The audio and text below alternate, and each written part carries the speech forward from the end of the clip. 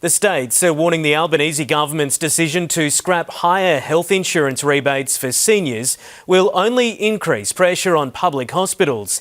Industry groups say they were blindsided by the decision, which will impact more than 3 million Australians. Here's political reporter Jasmine Turlings. Almost 40% of over 65s are considering dropping their cover due to this rebate change. That's according to new polling commissioned by the industry's peak body. The changes coming into effect next year will eliminate the higher rebates afforded to Australians over 65.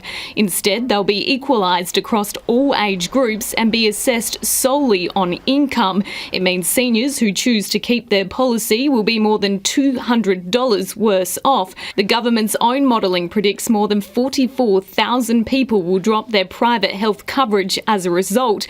But Private Healthcare Australia says it does not account for those who will be forced to shift to lower cover as well. This is a big cost that people are being asked to bear, and often after decades of having paid for private health insurance, there's a lot of anger because people feel that it's just simply unfair. State health ministers fear it will also push more people into public emergency departments. We don't want to see them leaving private health insurance, and we know if they do, we're going to see costs shifting back onto the states. Federal Health Minister Mark Butler admits it's a tough decision he'd prefer not to make, but he argues it makes the system fairer. I think that's a pretty equitable place to be. Two households next to each other getting the same subsidy based on their income rather than a different subsidy based on age. The government says the plan will save almost $3 billion, which will be redirected into improving aged care.